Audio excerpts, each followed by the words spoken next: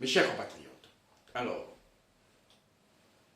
je vous fais cette vidéo suite à ma consternation de ce qui s'est passé au tribunal de grande instance de Brazzaville.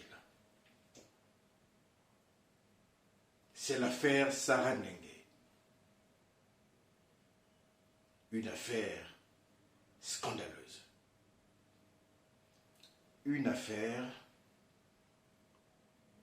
qui a mis à mal le fonctionnement, l'organisation de la justice. Tout au moins sur ces points-là. Je suis consterné et partiellement stupéfait de constater qu'il s'agisse des magistrats, qu'il s'agisse des avocats, aucune voix, je dis bien, aucune voix ne s'est élevée au Congo-Brazzaville pour dénoncer ces faits gravissimes qui portent atteinte à la dignité même de la justice et aussi aux fonctionnaires de police et des auxiliaires de justice qui y travaillent. Avant tout propos, j'aimerais d'abord préciser une chose. Que la loi au Congo-Brazzaville est l'expression de la volonté personnelle de Denis Sassou Nguesso. Je répète, la loi au Congo-Brazzaville est l'expression de la volonté personnelle de Denis Sassou Nguesso. Denis Sassou Nguesso est la loi du Congo-Brazzaville. Mais n'empêche, puisque le Congo est un État qui doit rentrer dans des standards internationaux, des standards judiciaires, juridiques du droit international. Les us et coutumes aussi de ce qui se fait dans le monde. Je veux dire, le Congo doit se doter d'une constitution et des lois. Même si, effectivement, c'est pour bien paraître aux yeux du monde que le Congo rédige par des spécialistes, des experts, des constitutions, si celles-ci étaient appliquées, je crois qu'il n'y aurait jamais eu de problème au Congo-Brazzaville. Mais vous savez, l'application d'une constitution, même dans les pays occidentaux ou anglo-saxons, dans le monde, tout court, a toujours posé des problèmes. Alors, le juriste que je suis, je regarde les textes qui existent au Congo-Brazzaville. Et je crois que lorsque nous sommes devant une dictature, il faut avoir ce caractère de pouvoir s'affirmer et appliquer au risque de nos vies les lois qui existent. Mes chers compatriotes, il y a un code d'audience au Congo-Brazzaville. Il y a un code d'audience. Et le code d'audience, dans le livre 1, donc il y a un livre 1 qui est intitulé « De l'exercice de l'action publique et de l'instruction ». Dans le chapitre 1er, on définit ce que c'est la police judiciaire. Et il est écrit que la police judiciaire est exercée sous la direction du procureur de la République par les officiers, fonctionnaires et agents désignés comme tels. Un peu plus loin de ce même code, nous avons l'article 15 qui fait l'énumération de toutes les personnes et agents qui concourent à l'exercice effectivement des prérogatives du procureur de la République. On a les OPJ, les officiers de police judiciaire, nous avons les commissaires de police, nous avons les officiers de gendarmerie, nous avons les sous-officiers de gendarmerie. Il y a les préfets et les sous-préfets. Dans les affaires judiciaires, tous ces agents sont sous l'autorité du procureur de la République afin que celui-ci puisse mener à bien, puisse garantir le fonctionnement et l'organisation de la justice.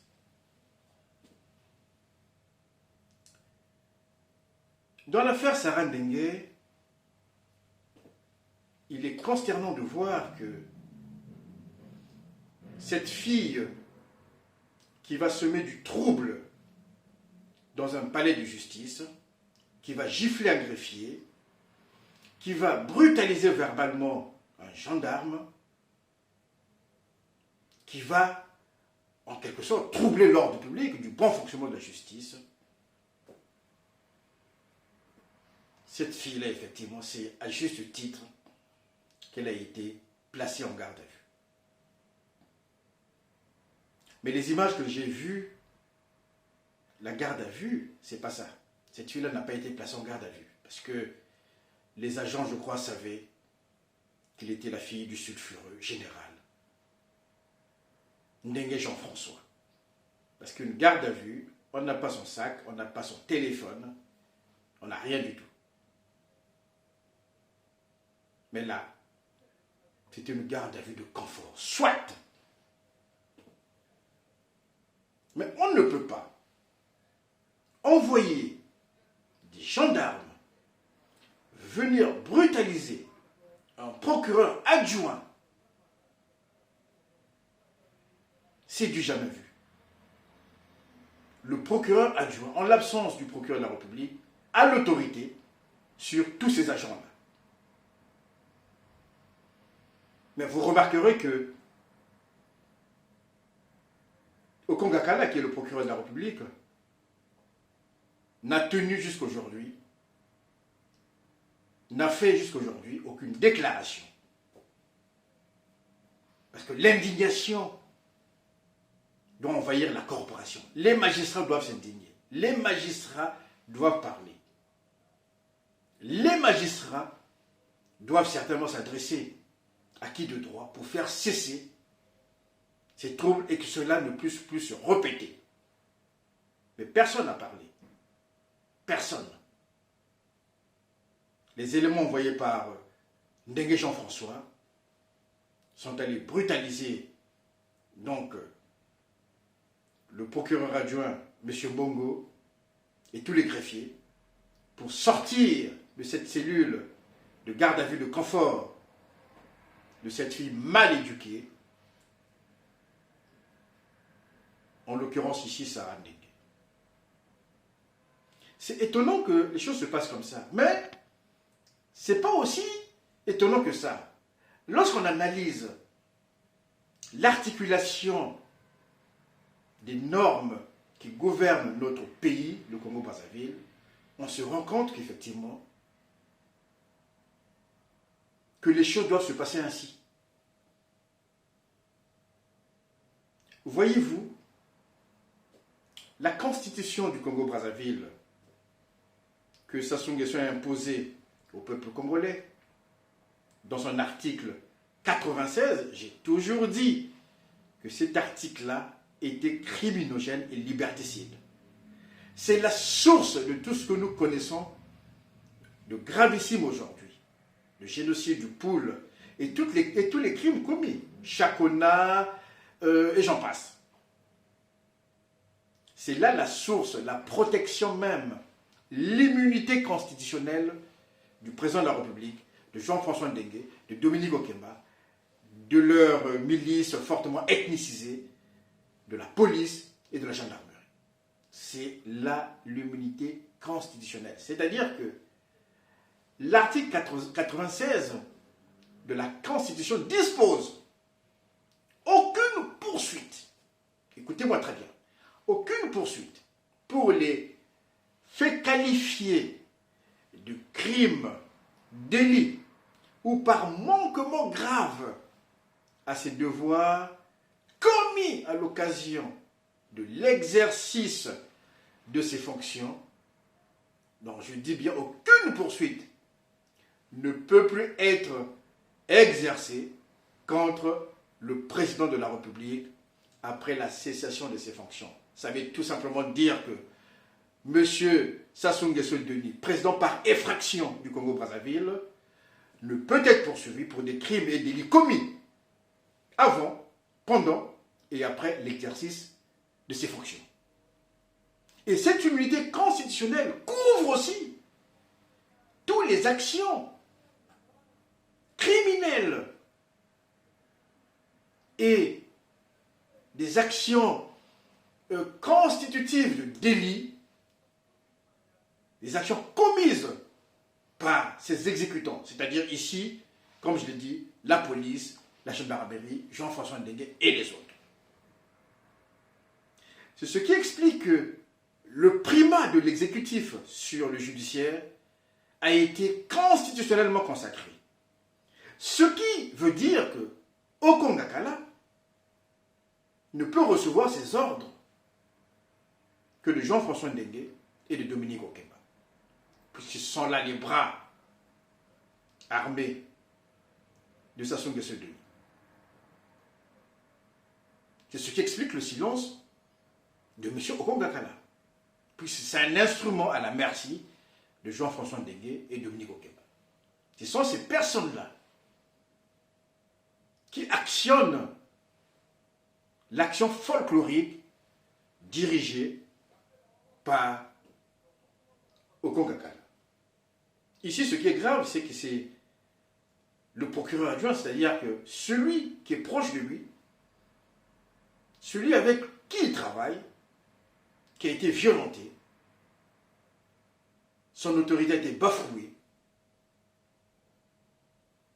et personne, même pas le procureur de la République, n'a fait une déclaration. Donc, il y a le primat de la Constitution sur les autres textes, notamment le Code d'audience. Donc, il y a cette immunité-là. Et Jean-François Ndenge, qui envoie donc ces gendarmes-là pour aller brutaliser et sortir de cette cellule de garde à vue de confort de sa fille Sarah Ndenge. Et en tant que professionnel du droit, je ne peux que m'insurger. Je suis consterné. Même si la loi au Congo-Brazzaville est l'expression de la volonté personnelle de Sassou Nguesso Denis, mais les magistrats, il y en a eu des courageux, il y en aura toujours. Les avocats doivent au moins faire une déclaration, même si ces déclarations seront couvertes effectivement d'une main de velours. Mais il est important de faire une déclaration. Personne ne parle. Et ça met en danger, à perpétuelle demeure, effectivement, l'organisation et le fonctionnement de la justice. Il est inadmissible qu'un kidam quelconque, parce que la fille de Jean-François Ndege, c'est un kidam quelconque. C'est une citoyenne du Congo-Brazzaville, au même titre que les autres. Elle n'a pas le droit d'aller faire ce qu'elle a fait. Et je l'ai toujours dit, c'est l'éducation que les Sassou Nguesso Denis, les Jean-François Ndenge, les Dominique Okemba donnent à leurs enfants. La désinvolture, le pillage, effectivement, l'incivilité, c'est ça l'éducation. Puisque ces enfants-là sont à l'image de leur père. Mais nous devons nous indigner. En faisant une vidéo, on s'indigne. En faisant des déclarations, en écrivant des articles aussi, on peut s'indigner. Il y a plusieurs façons de s'indigner. Et je demande à la corporation des magistrats au Congo-Brazzaville de faire quelque chose. Ça ne peut pas rester comme ça. Et mes confrères avocats, vous devrez avoir des couettes bien suspendues. S'il vous plaît. Mais ceci dit, ces choses-là C'est cette brutalité-là. Cette humiliation, parce que le peuple congolais est humilié tous les jours. Ces choses-là doivent cesser, cesseront un jour. Et je vous assure, ce jour-là viendra. Je croyais que Mobutu était éternel. J'étais petit, je le voyais à la télé, je croyais qu'il avait une divinité en lui, qu'il était éternel, tout puissant. Mais il est passé. Hein. Aujourd'hui, on n'en parle plus. Et Denis Sassou Nguesso connaîtra le même sort. Et rassurez-vous, que nous mettrons au crible tous ces faits, tous ces crimes et délits commis par ceux qui se sont arrogés une immunité constitutionnelle pour commettre ces crimes-là. Il n'y aura pas de commission conciliation et vérité. Ils seront punis. Ces gens-là seront punis. Tous les crimes seront punis. Et la rigueur de la loi passera. Ça, je vous le promets, ce jour-là viendra. Mes chers compatriotes, indignez-vous, indignez-vous, indignez-vous. Christ en nous, espérance de gloire. Merci.